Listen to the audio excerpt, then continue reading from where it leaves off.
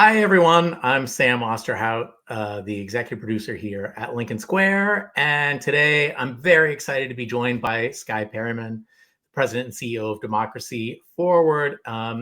You guys are really the tip of the spear. And like I was saying in the green room, I can't keep up. Like there's so many press releases on your website. First, before we get into policy and court cases and stuff like that, how do you keep your energy and what are you doing for self-care, Skye? I'm very worried about you. We have an amazing team and just a great community that supports each other. And we've been really focusing on that. And I think that's where a lot of Americans are right now. Kind of, even if you're not, we're in the mix of it every day. We're going into court.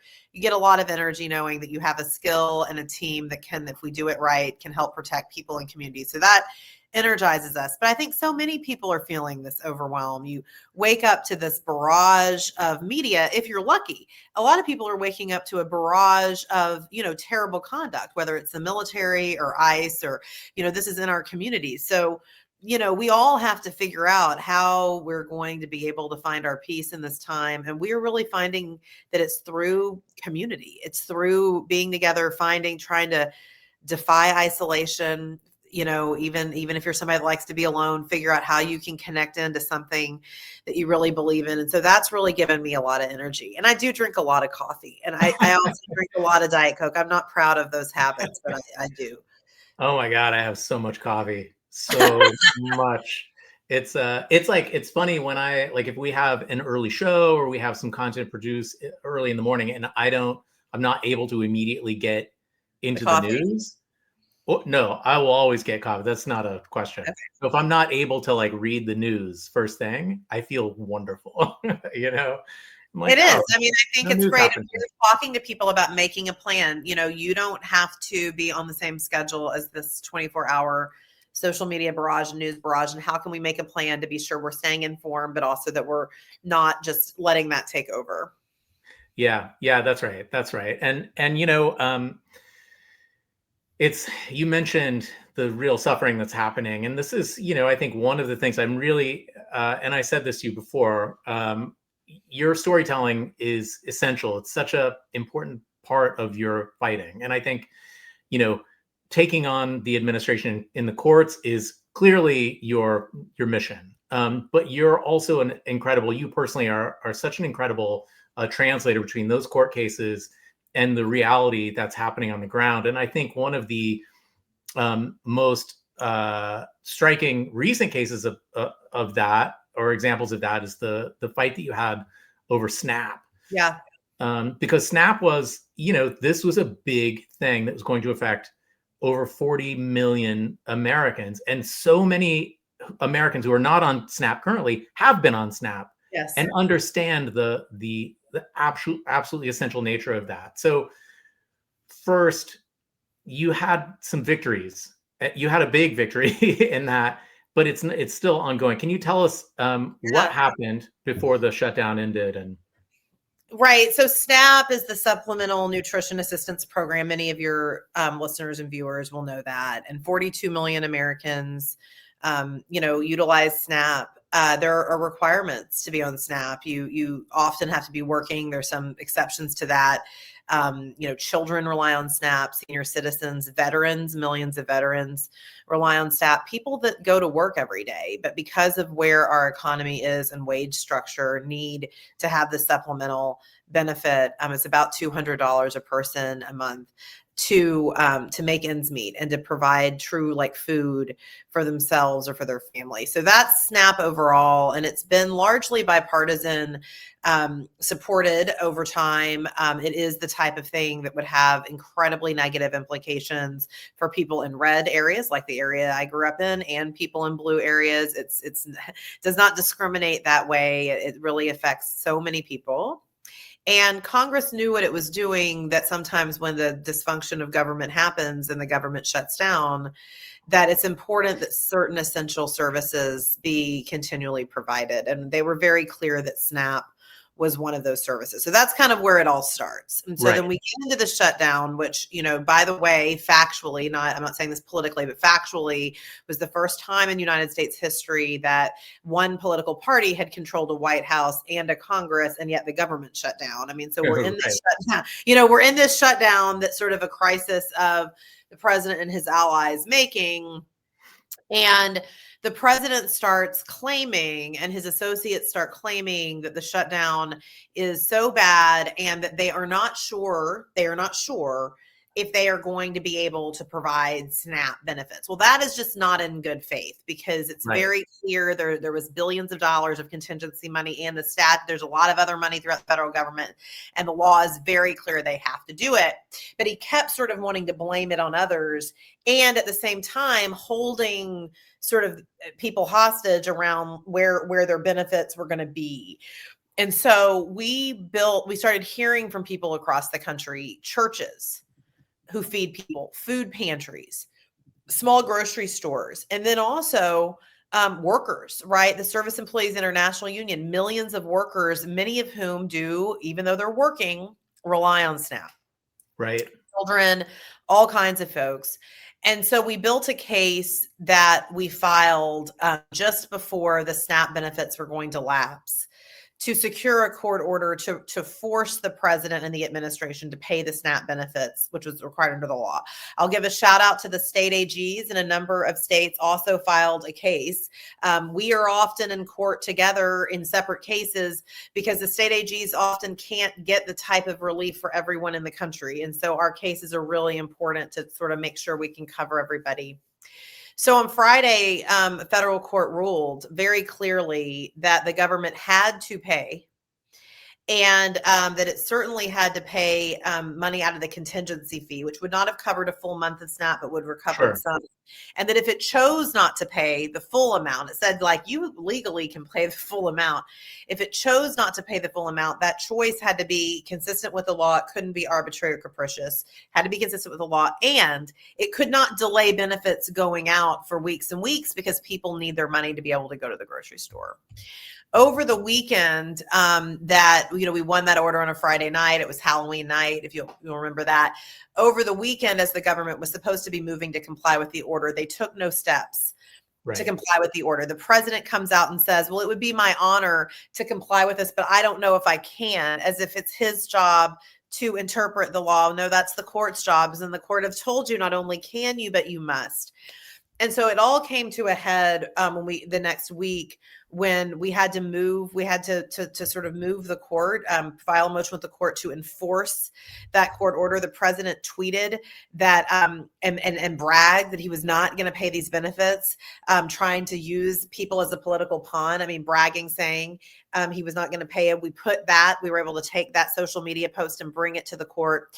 And then the court issued another order, both enforcing its first one and requiring the full payment of benefits. That order, the administration tried to take up through appeals. The appellate court sustained it. The Supreme Court, on a technicality, did something called an administrative stay, to just create enough time for the First Circuit to sort of hear the argument. The First Circuit, the appellate court, ruled for us. And then, of course, the shutdown started coming to an end. And so we do have some really important wins that are still in place in that case, both to force the administration to pay the benefits, but also a win that we got the administration also wanted to basically rewire some of the program requirements that enabled some folks to get exceptions. So we won on that. And that's where we are. And now there's we can talk about where it's going, because I don't think it's over yet. Well, I want to just back up a little bit, because I feel, obviously they were using this as a pretext to just not pay, or to sort of win the shutdown, or to inflict suffering. So I'm wondering, from your vantage point, is it that do you think it was simply a strategy to create leverage for the shutdown, or do they hate SNAP and they want to gut it anyway, or both?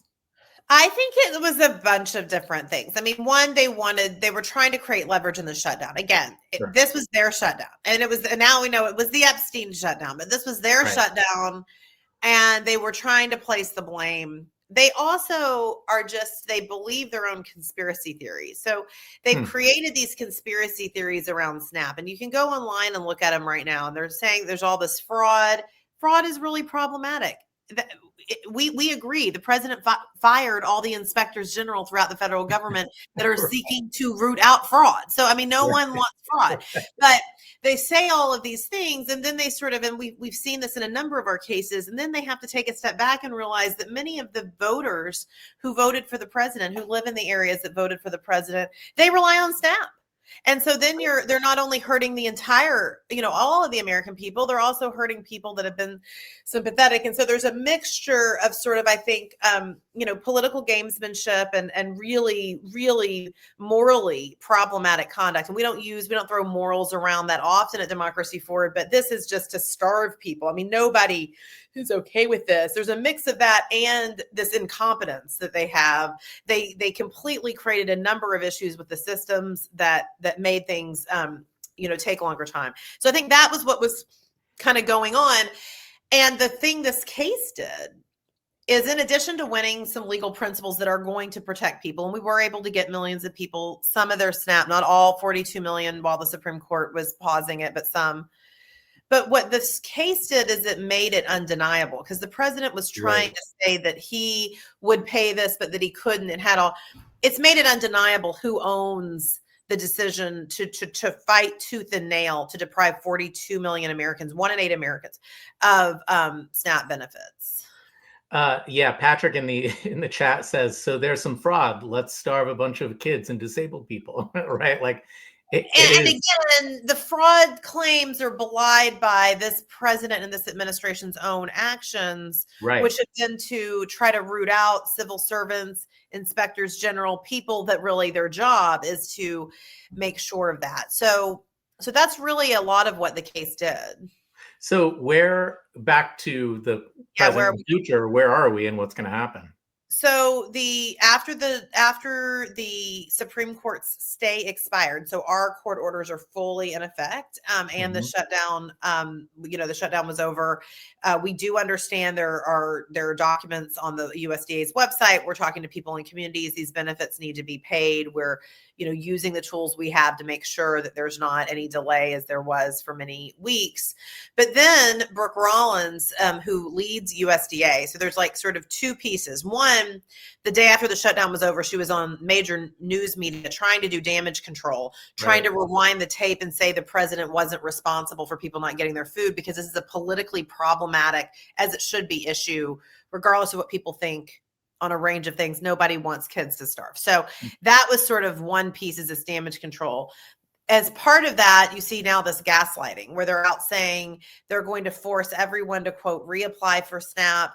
They're alleging a variety of fraud. So usually when this administration starts engaging in that kind of rhetoric, they are up to something unlawful. I mean, usually we've seen this for the last, usually that's what it is.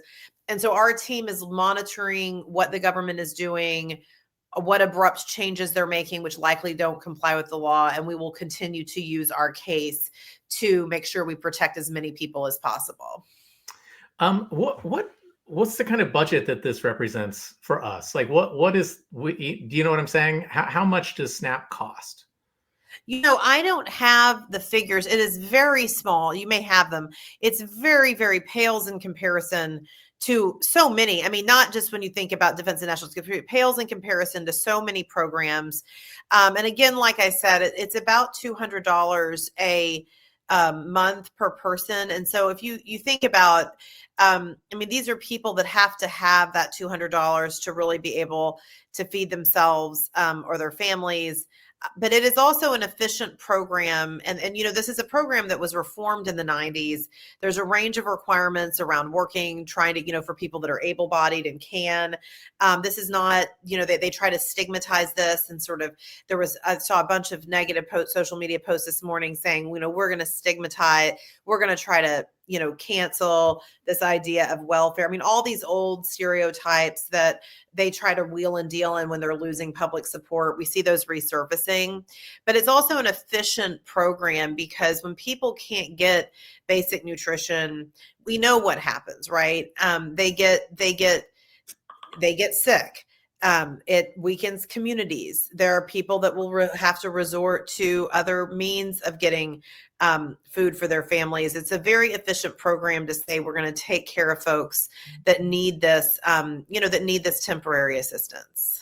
Yeah, I mean, look, I was one of those kids who, knew that my family couldn't write checks at stores because they were no longer allowed, and it's one of the it's a humiliating place to be, and also an incredibly emotionally and physically damaging place to not know whether or not you can afford groceries. Yeah. Right, for your children, for your kids, for your family, and it doesn't do anybody any good to have starving people in your country. No, and I mean, look, and just the moral nature of it, I just do want to say, I mean, every major spiritual and religious tradition, every major secular tradition, nobody says it's okay in a country as wealthy as the United States to have the president wielding his power to actually keep food out of the hands of people. It's just so wrong. But what was interesting, I have a lot of, I've got a lot of people that are connected to me on social media and on my my personal Facebook, that was kind of, everybody was into Facebook. So I still have that. And I grew up in a red area, and I still stay connected to many people, including folks that don't see things the way I might see it. And I saw them posting. And this is what was so interesting, is that this is something that really cut through, I think, a lot of politics, because everybody knows somebody that has had to rely on SNAP, that has lost a job, that has had a range of bad luck, that needed, this assistance. I mean, that cut through. And I saw some people that were repeating a lot of the talking points, and they have friends that are all part of this kind of more MAGA political movement. And we started seeing the comments where a lot of people were pushing back and saying, you're saying this, but when I lost my job, this, or when my sister, got disabled, this. I mean, so it's really, that's anecdotal, but I think that's really shown what we've seen with all of these diverse communities. This was really a red line, I think, for a lot of people. Right. I mean, when somebody else is poor, it's a moral failing on their behalf. When you're poor, you just had some hard luck. Bad luck, so we're going to keep pushing, and I'm really so grateful. We have a tremendous team at Democracy Forward and our co-counsel that have really been working truly night and day to do the best we can to try to get people what they need. So just speaking of, just in more broad terms, how have you found, as far as adversaries go, how competent have you found this administration? You said you used the word competence, but I think you used the word incompetence earlier. How competent have you found them to be in court? Look, it's really unlike anything we've seen. The Department of Justice has lost so many incredible attorneys because these attorneys cannot continue to practice. Some attorneys have said they can't continue to practice consistent with their ethical obligations. For the civil servants that are there, there's certainly civil servants that continue to be within the government and are doing the best they can, as they have in so many different years before. So we want to shout them out. But generally, in many of our cases, we're now seeing attorneys that are coming in, they're political appointees. We're seeing the government make misstatements, do things like not attempt to comply with a court order, put the attorneys that are representing the government in really difficult spots. Now, I will say, we've always said, do not underestimate the administration in terms of their desire to do whatever it takes on their part to try to push an agenda. But we've really found that the courts were winning. The community is winning a lot more than people think, more than any effort.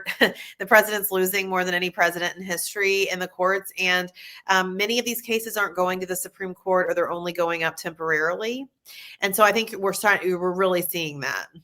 Right. I mean, it doesn't hurt that most of what they do, or lots of what they do, is clearly not legal, which makes it easier probably to fight. So we are part of the largest and most successful affirmative litigation effort against an executive branch in U.S. history. And while that is a true testament to the lawyers at Democracy Forward, at the ACLU, at Public Citizen, and all of our partners, Big Law sitting on the sideline, like, that is a true testament to these lawyers. It's also a really telling fact about what this administration is doing, that they are just operating so outside the bounds of the law. We are winning court orders before judges that the president himself appointed, President Trump appointed, because of how outside the bounds of the law they are. Yeah, oh my God. Well, so Trump is recently, after the election, has come up with this amazing idea of affordability as a touchstone for him. He's talking about giving Americans $2,000 each from the windfall of the tariffs, right? Of course, the tariffs are paid by us and American importers. Yes. Can you just, the tariff case was recently before SCOTUS. Can you kind of boil that down, what happened and what you expect to happen? Yeah, I mean, the question there is really, does the president have the authority to impose the tariffs that he's saying? And you certainly saw the court quite skeptical right. of the president's authority here. We filed a brief, around the fact that really this is the type of issue that Congress, must weigh in on. And there were a number of briefs that were filed against the president's position, including from a broad range of interest. There were in both an argument, and I think you heard Justice Roberts on some of this questioning, both an argument and in some of the briefs, a real discussion around cost too, right. Because the president's talking points about these tariffs and the cost are just wrong, and they're belied by, decades of evidence about who bears the cost of these types of tariffs. So, we're watching that case very closely. Like I said, we filed a brief in it, and I think that it's not just the tariffs case. It's sort of, you take the tariffs case, you take the decimation of the civil service, it's making government less efficient now. You take the attacks on some of these programs for peoples and communities. You take the overall kind of immigration crackdown, where they're even cracking down on a number of, ways for people to come in and share their talents with the United States. I mean, you take all that together and, we're very concerned that we're headed for an even more trying economic time than so many people are already in, because it's already so hard to make ends meet for many people and communities across the country. I mean, not to get into the weeds too much, but our economy seems to be a bit of a house of cards, built on this, AI investment and a few massive corporations, and these policies, the tariffs in particular, are destructive. They don't make rational sense exactly. But I'm wondering about, let's say they unwind the tariffs, right? That they rule that Trump doesn't actually have the authority to do that. It's a mess. He's already done it. And we're in this sort of quagmire. How do you plan forward?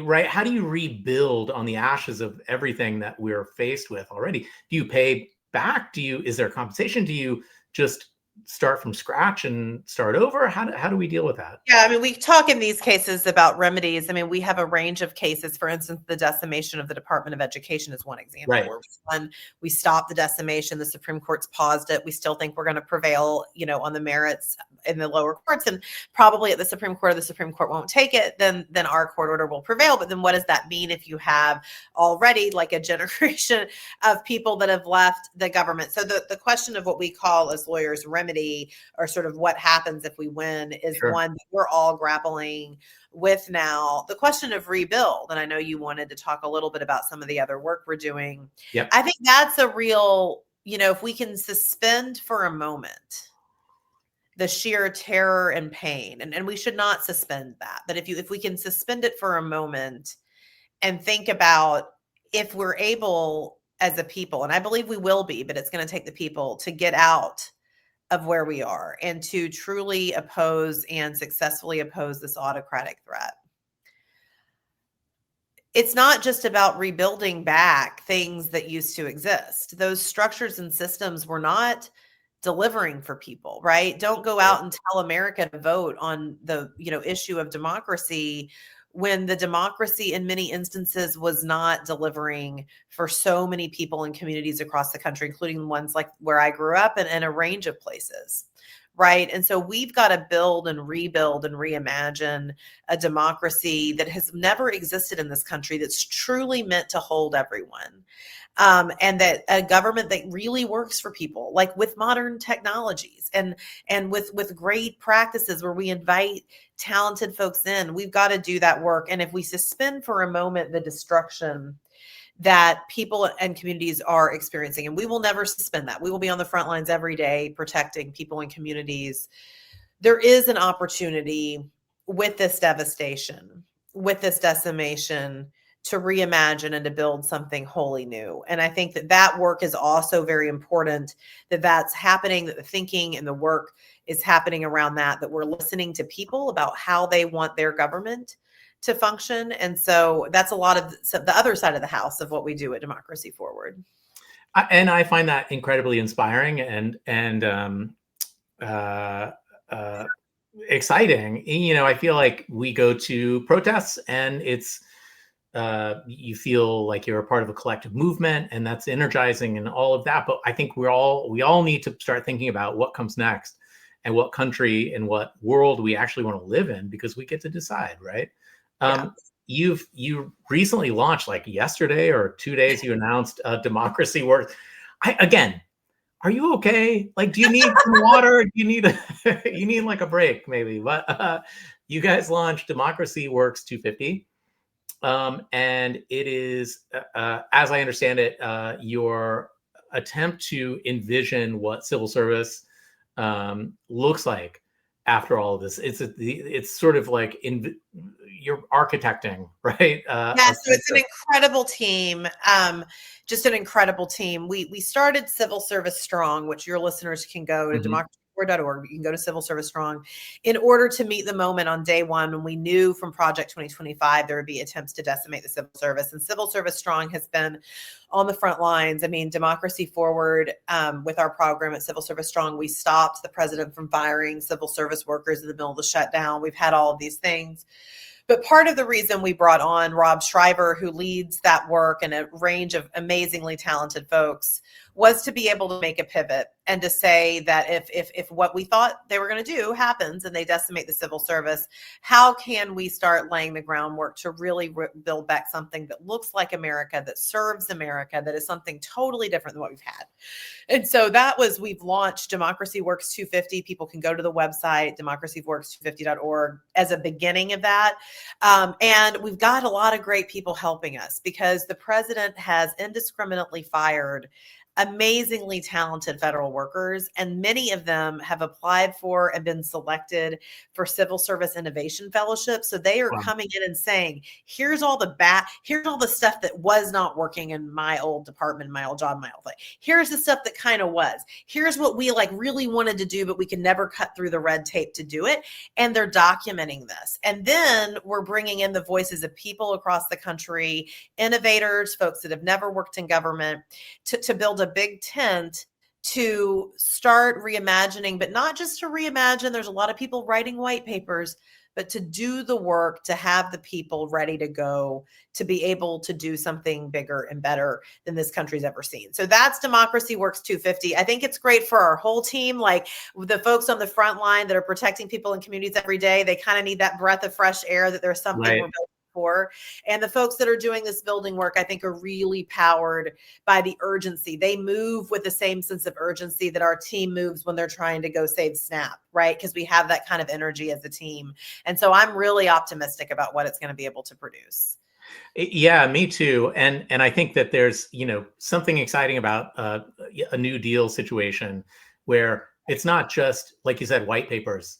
This is actual work we all get to do. And the people behind it, and the people that can say, this is what wasn't working, this is what was. And then we're going to launch, we're launching an initiative as part of this to listen to the American people, not just people in Washington. Sure. Shocking, right? Yeah. Not just people that have held federal jobs, to say, what do you want your government to do? And how can it help you? And then how can you be a part? So that's happening. But man, we've got a big fight on our hands to ever be able to truly be able to build that reimagined democracy. Yeah, but we can, and we have to envision it. We have to envision the world we want to live in. We just have to. Yeah. If we stop losing that, then we might as well give up. How can our audience get involved? Yeah, well, we want everybody to follow us on social media, Democracy Forward. We're on all the channels. So please do that. Go to our website, democracyforward.org, sign up for our newsletter. We do not spam you. That's my commitment to you. You will receive timely updates. Occasionally we may ask you to kick in, but we're never gonna, that's not our principal thing. We do not spam you. And then we have some great ways to get engaged. We have a program called Dinners for Democracy. We have a program called Coffees for Change. We're doing a lot of work to get people exercising that community building muscle. So in addition to going out and protesting, if that's what you want to do, we want you to do that. We want you to come together with, with your neighbors, with folks that you know, try to have some hard and good conversations. And so you can learn more about Dinners for Democracy and Coffee for Change on the Democracy Forward website. It also enables us to connect in together a little more. That's great. So Earth Girl in the chat, what's the website for Democrat 50 again? It's actually Democracy Works 250. Democracy Works 250, yes. .org. .org. You can also learn more at democracyforward.org. Yeah. There's links to it there. Yeah. Well, Skye Perryman, you're off, I'm sure, to the next interview or the next case or the next thing. Thank you so much for having me, Sam. It's always good to see you. Take a little break. Yeah. Well, or don't. We need you. Okay. We got it. Okay, bye.